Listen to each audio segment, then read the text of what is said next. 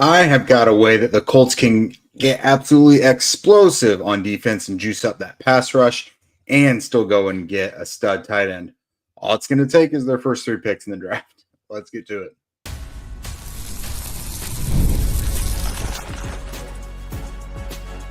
You are Locked On Colts, your daily Indianapolis Colts podcast. Part of the Locked On Podcast Network, your team every day. All right. Thanks for tuning in and making us your first listen of the day. This is your daily podcast covering your Indianapolis Colts, part of the Locked On Podcast Network, your team every day. And today's show is brought to you by FanDuel. Right now, new customers can get $200 in bonus bets when your first $5 bet wins. What is up, everybody? This is Jake Arthur of HorseshoeHuddle.com. I'm your resident credentialed media member for the site. And today we are catching you up on our mock drafts. We didn't get in here to do one yesterday, so we still wanted to bring that to you today. And I'm bringing some new faces into the fold. Obviously, I think we all get a little exhaustion of all the Tyler Warren and Colston Lovelands of the world. And while I certainly think those are probably the leaders in the clubhouse, we want to bring some new faces in here and bring some different options because, as we all know, I don't really think anyone expected Laiatu Latu to become an Indianapolis Colt last year. So we got to be prepared for whatever when it comes to the NFL draft, and especially the Indianapolis Colts. So coming up here in the first round, this is a guy who I have been trying to mock to the Colts quite a bit. I keep trying to find ways to make it happen. And I think if he slips past the Panthers there near the end of the top 10, then it certainly opens things up. And that's Georgia linebacker Jalen Walker. Whether you call him a linebacker, an edge defender, whatever, he's a chess piece. He embraces that. I remember him talking at the combine about, someone asked him, do you have a preference for where you want to play? And he said, no, what makes me dangerous is being a chess piece. I want to be moved around. A lot of players, when they've been utilized in that way in college, they just kind of want to find a positional home in the NFL to kind of hone their craft. This guy's able to take on a whole lot. He was a big-time leader there at Georgia and just a really cerebral, smart guy, able to kind of wear a lot of hats for them, and he did it really successfully. So if you're looking at his career, while his kind of home base is off-ball linebacker, you see him line up on the edge a lot, line up anywhere on the line a lot as a blitzer, and just as extra pressure coming on passing downs. He has 466 career snaps on the defensive line, 439 at linebacker, and then 75 actually in the slot. He started out more rushing the passer a bit early in his career and then kind of moved over to the off-ball linebacker part of it. But it was always full duty. He never was solely one thing or the other. He always, for the 3 years at Georgia, has done all of these things. So he's got a ton of snaps doing everything, and that's not even counting special teams either. So over 400 snaps both on the line and at linebacker. And again, in the slot, that's really intriguing as well because this is the guy that's 6'1", 243. It's got awesome linebacker size, maybe an inch or two shorter than you might like for like a traditional Mike. But you're looking at will for him. Again, this guy is a chess piece. He's got those long arms as well, 32-inch arms. But you're able to do so much with him. If I'm looking at this from a Colts perspective, obviously Lou Anarumo wants to be multiple. The Colts, let's start with the pass rush part of it. You lost Iowa Dangbo, Kwity Paye, Tyquan Lewis, Samson Ebukam. They're all going to be free agents after this season. They're all entering the final years of their contracts. And Laiatu Latu, I think we all feel good about that and think it's going to work out. But he's not a star yet. So he's not yet somebody that you could be saying, we don't need this guy because we have Latu. Everything's very wide open right now. So edge and linebacker are very much needs still. We know that they need somebody next to Zaire Franklin. Franklin's not going anywhere. I know a lot of people, he's kind of a polarizing guy. When we mentioned that EJ Speed signed with the Texans over the last few days, I got a lot of responses of people saying, take Zaire with you. He's not going anywhere. I do think pairing him with someone who complements him better as a player will make things look better. It's really easy to shine a terrible light on guys like Speed and Franklin. when they essentially have the same strengths and weaknesses, and their weaknesses are occurring at the exact same time. So getting speed out of there, that's no longer an issue. Whether it's Jalen Carlisle or whoever, you get a someone who is better in coverage out there, it's going to look better. Franklin himself is improving in coverage as well. He's done a lot of film study, and he's explained it to us, in the locker room at times, how it's translated, what he's seen on film has translated to actually making big plays. Came away with a couple interceptions last year. So Jalen Carlisle, Jalen Walker as well, these guys will complement him quite well. And I know a lot of us like Jalen Carlisle and want to see what that looks like. I don't think it changes things drastically if you bring Walker in. So obviously, Zaire Franklin is your Mike.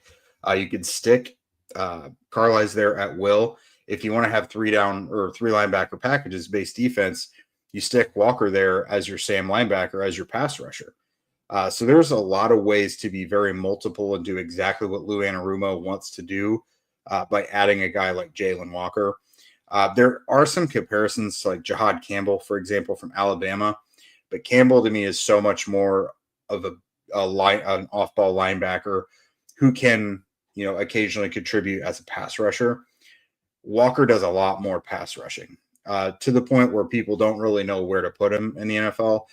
I think with the Colts, you could stick him at will. I think you could basically treat him as a diet version of Micah Parsons, study what the Cowboys did with him as a rookie, see if he's able to do any of that, because it's similar skill sets where they're really good pass rushers. Now, Walker is not to the level of Parsons, but stylistically, it's how they've been used both in college and potentially in the NFL. But no, I think this would be a slam dunk move for the Colts. It makes you multiple. It helps your pass rush. It fills your need at off-ball linebacker next to Zaire Franklin. And I see him Walker as a pretty safe player. Again, he's been a big-time leader there with Georgia. And he's got the production as well. Just the last 2 years, 51 tackles, 17 tackles for loss, and 11.5 sacks. So he's got the athleticism, he's got the production, he's got the leadership, the versatility. There's really not much not to like about him. He's maybe not quite as explosive and rangy as Jahad Campbell. But yeah, I think if Walker makes it past the Panthers, which there's a lot of smoke there, he is mocked there quite a bit. He's from the area. He wouldn't mind playing there whatsoever, and the Panthers need a player like that. But if he gets past the Panthers, I think it becomes a lot more of a possibility that he could make it to the Colts. And then, look, you've got Walker and Campbell as options for you. You've got a couple pass rushers otherwise that are there. Maybe you have one of the tight ends you like. You could even trade down a few spots and just take the best of what's there available. So if a guy like Walker's available to the Colts, I think that is definitely a home run option for them. Let me know what you guys think. I know we don't talk a lot about Walker here. Colts fans in general don't talk a lot about Walker. But start studying up on him because, like I mentioned at the top of the show, another Laiatu situation could happen where none of us really dove too much into him because we never considered it to be much of a possibility. So learn yourselves up on Walker a little bit.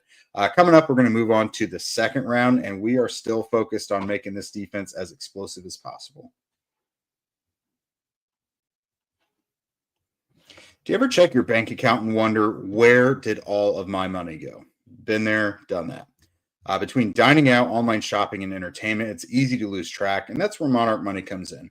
Your personal CFO giving you full visibility and control over your finances. Monarch Money isn't just a budgeting app either. It's a complete financial command center. You can track all of your accounts, investments, and spending all in one place, so you stop just managing your money and start building wealth. When I started using Monarch, I actually realized just how much I was spending on food delivery. Basically, since the pandemic started, I might as well have bought stock in DoorDash, but Monarch really shined a light on that. And now I could budget smarter and save more money. Instead of juggling multiple apps, you can use Monarch to check your finances, track spending, and even plan long-term goals. Managing money with your partner actually gets a lot easier with this as well. You can track shared and personal accounts, set goals, and stay on the same page without all the stress. So take control of your finances with Monarch Money. Use code LOCKEDONNFL at monarchmoney.com for 50% off of your first year. That's monarchmoney.com, code LOCKEDONNFL for half off of your first year. All right, we are staying on the defensive side of the ball here in the second round. We went Jalen Walker, linebacker out of Georgia in the first round. And the second round is a super intriguing player, and he's kind of shooting up draft boards. At this point, I don't even know if he'll be available at 45, and that is Arkansas edge defender Landon Jackson.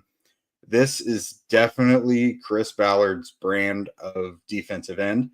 So 6'6", 264, over 33-inch arms, 10-inch hands, almost a perfect RAS. His RAS score is 988, ran a 4.69 40 and a half vertical, 10'9" broad jump. Remember, all that at 6'6", 264. He is a long, athletic, explosive player, energetic. He's got that high motor, is going to get some of those second effort sacks as well.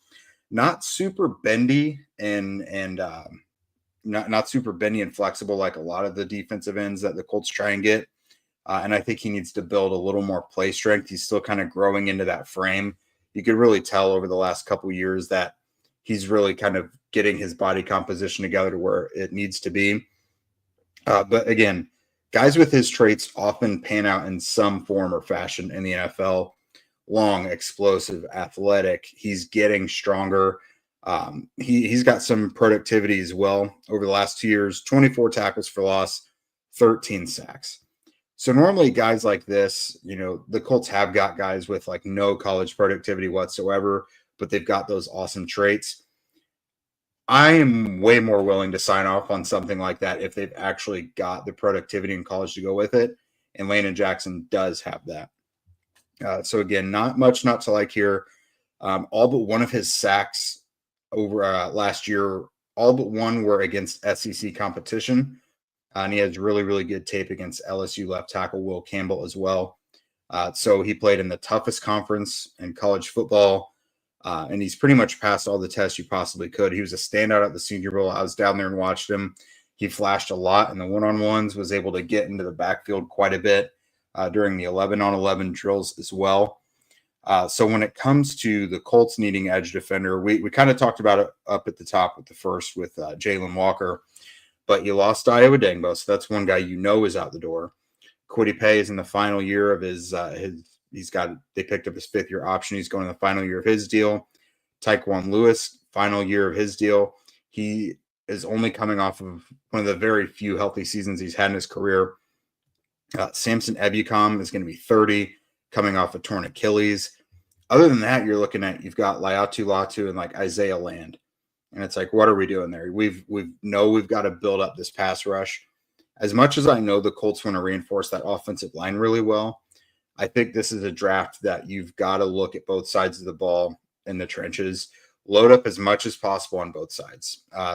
For the defensive side, you need more than when you're forecasting a year from now, Land and Latu. Again, because we feel good about Latu, but we're not positive that he's going to be a star that we're really looking for. And so even if he was, you just need more bodies here. Chances are not all those guys are going to be back, and a lot of them are older and or dealing with injury issues throughout their career. So if you took 2 or 3 edge rushers in this draft, it's not the worst thing in the world that you could do. So a guy like Landon Jackson, I think his timeline for success in the NFL lines up perfectly with where the Colts would need it to be. Because again, you've got decent depth right now. Kwity Paye and either Latu or Samson Ebukam is going to be your other starter. You got like a good 4 or 5 deep at defensive end right now.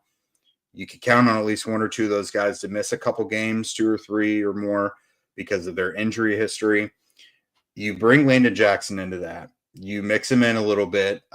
You don't have to rely on him being a star. You could give him a similar workload to Latu, maybe even a slightly smaller one. Get him acclimated to the NFL a little bit. Again, get him in the gym and add some even further muscle to that frame. And then by next year, when you really need defensive ends and you've got probably a couple guys walking out the door, you've got a nice young core there. I mean, I'm a fan of Isaiah Land, but like he is what he is. He's at the bottom of the depth chart right now. If he gives you any more than what he's done, that's awesome. But he's not like a building block you can really count on for the future. But you got land with Latu, and then you add Jackson to that, and then you could keep drafting a couple more guys. You're getting someone in the free agent market, and suddenly you're looking at a nice little pass rush. And that doesn't even count guys that you put in the interior, hopefully, behind DeForest Buckner and Grover Stewart, because we know they got to do that. Hopefully, Adetome Adebaware can work out a little bit more than he has. But you look at a team like the Philadelphia Eagles, for example, and one of the reasons they've been able to maintain that success for a few years and have a killer pass rush for all the time that they've had is they continually feed the beast inside and out. Jalen Carter, they've Nolan Smith, Josh Sweat. They keep getting these guys from the inside and out, and they're never satisfied. That's why they have an insane pass rush, is because they just keep adding bodies to it. And so if the Colts want to have a good pass rush, they're just going to have to keep throwing resources at it. And no matter if you have enough or not, the second round is never too early to do it. I'm pretty much firmly in the position of it is never too early and too much pass rush. Like you should never be satisfied there. Again, look at the Super Bowl. Look at what the Eagles did against a team like the Chiefs that just constantly found ways to win. But we've never seen Patrick Mahomes look as bad as he did in that game. So I'm all for it. You got Jalen Walker in the first, an off-ball linebacker who's going to be able to contribute quite a bit as a pass rusher. You add Landon Jackson, whose NFL timeline is probably going to match up perfectly with when you need him in 2026. And then that is going to bring us to round 3 coming up next. March Madness is here, and FanDuel is giving you the chance to get in on all the action like never before. Right now, new customers can get $200 in bonus bets when your first $5 bet wins. That's 200 extra bucks to use on everything from buzzer beaters to Cinderella stories, even who's cutting down the nets. FanDuel makes it easy to back your picks with spreads, totals, and game props. And with the men's and women's tournament games happening pretty much all the time, there's always something exciting to bet on. The FanDuel app is super simple to use, and when I win, I get paid instantly. There's no waiting around, because if you won your money, you want to get it. That's what makes it feel real. So visit FanDuel.com and get in on all the college hoops action all tournament long. All right, so we cannot get out of these first 3 rounds without getting a tight end. And this next guy is a guy I like a lot, but I'll explain why I've got reservations about him as well. It's Miami tight end Elijah Arroyo. So if you go off this guy's tape and you go off what we saw him do at the Senior Bowl, I would be blown away. I would stamp this as a guy I would even take in the second round, honestly. As a player, very, very good. I think he moves very well. He's a big target, 6'5", 250, 33-inch arms, 10-inch hands. Arroyo is a stud on the field. Gets in and out of his cuts. He's a vertical threat as well, has sure hands. I watched him make a bunch of plays downfield, down the sideline and everything, out racing, safeties and linebackers at the Senior Bowl. So this is a very capable, big play threat of a tight end. But the big but is his injury history. So I haven't been able to find, I've looked into it a lot, but back in 2022 with Miami and the Hurricanes, he suffered a significant knee injury and his season was over. That bled into 2023 and cost him most of the beginning of that as well. So he misses like a year and a half with this significant knee injury. He bookended that with healthy seasons in 2021 when he got to Miami, and last year, luckily. But then he goes to the Senior Bowl, has that standout week, but then cannot work out at the Combine because of a knee injury that he suffered at the Senior Bowl. So are these chronic knee injuries or knee issues with this guy? Is this something that teams should expect to be a problem throughout his career? We obviously do not have the medical report on that yet. Perhaps it leaks at some point. But that would be my big hang up with him for me. Because again, when you get to the second round and you need a tight end still, Mason Taylor is a guy I'm running up to the podium for, but I would be incredibly comfortable with Arroyo at 45, if not for the knee injuries as well. But you look at this kid, let's talk about him as a player in person. Interesting story, very well traveled. He comes from Miami and moves to Mexico, I think when he's like 6 years old. learns the game of football actually in Mexico and plays like Mexican rules football. And I talked to him at the Combine and at the Senior Bowl, and he said it actually wasn't that difficult. At the end of the day, it's all football. It's just different. It's just a different language telling you what to do there.